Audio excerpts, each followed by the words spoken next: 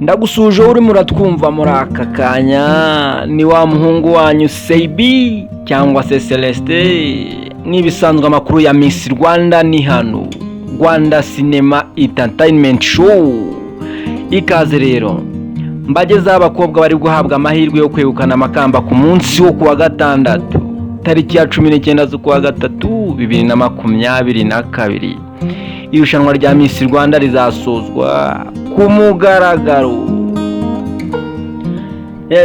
Unyumve neza, ntago ari 100%, ariko birashoboka ko abakobwa ngiye kukubwira bakwambara aya makamba kuko bitwaye neza kuva irushanwa ritangira kugeza na n'ubu ngubu.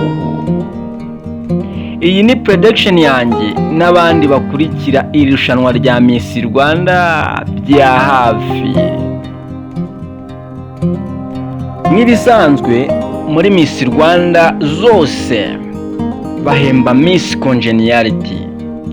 Uyu nguyu aba ari umukobwa wabanye neza n'abandi muri bootcamp, wababaniye neza, wakoze ku mitima yabo bose, bakongera bagahemba Miss Popularity.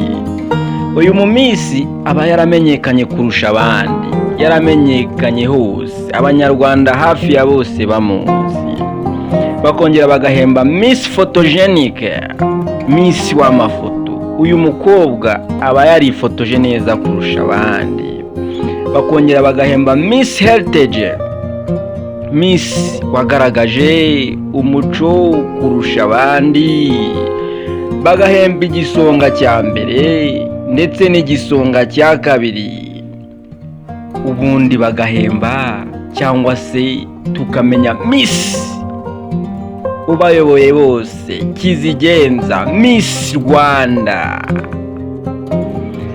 Reka zunyemere rero tugaruke ku bakobwa bari guhabwa amahirwe yo kwegukana amakamba muri irushanwa rya Miss Rwanda 2022.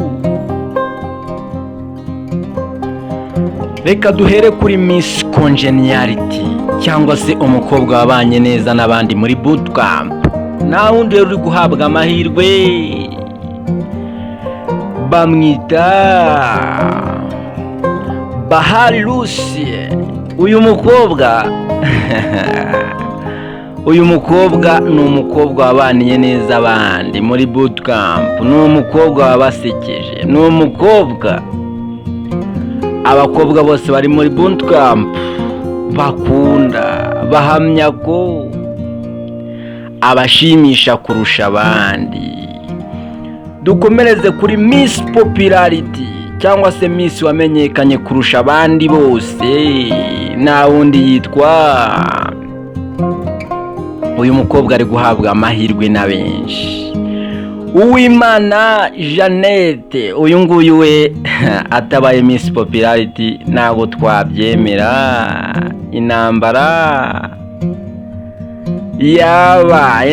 y'amagambo, nta muntu wakwemera ko Uwimana Jeannette atabaye Miss Popularity kubera ko yaramenyekanye kuba afite ubumuga bwo kutavuga no kutumva, byatumye abantu benshi bamumenya ndetse baramukunda. Dukomereze kuri Miss Photogenic.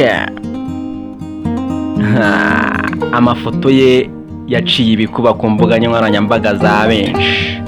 Bamwita Nshuti Divine Muheto. Iyo bavuze Miss Rwanda 2022 twese twumva Nshuti Divine Muheto kuko amafoto ye ari ahantu hose. Dukomereze kuri Miss Heritage, Miss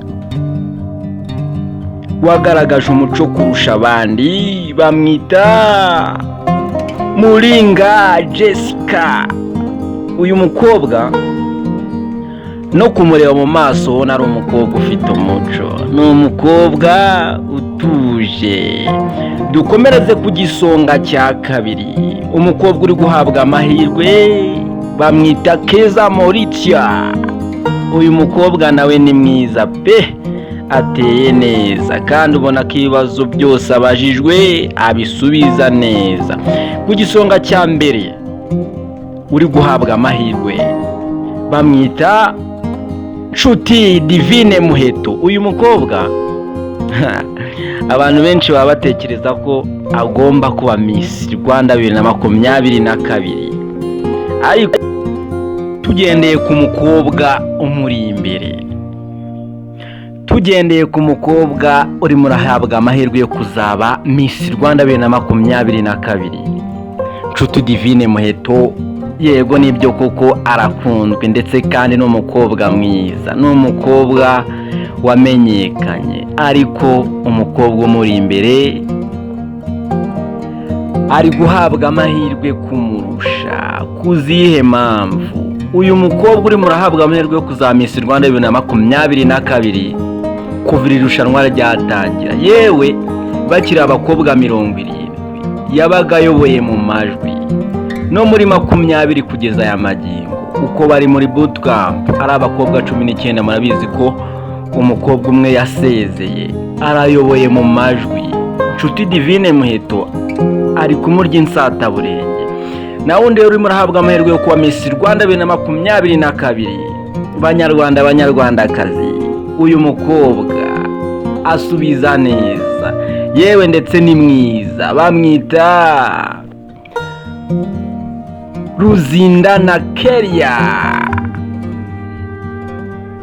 Abakobwa amaze kukubwira bari guhabwa amahirwe. Uyu mukobwa bita Ruzindana Keria ndetse na Nshuti Divine Muheto, abangaba bo bari kuryana insataburenge, bo barahabwa amahirwe kurusha abandi yo kwegukana irushanwa rya Miss Rwanda 2022. Gusa harimo n'abandi bakobwa beza tutavuze nka Saro Amanda, Uwimanzi Vanessa, nabo n'abandi bakobwa beza bari muri iri rushanwa. Reka tubitega amaso. Nge twabanye rero ndi Celestin hano kuri Rwanda Cinema. Ibuka gukanda subscribe nimba utarabikora, like, share na comment. Ndagushimiye rero, Imana ikomeze ikurinde. Ciao ciao.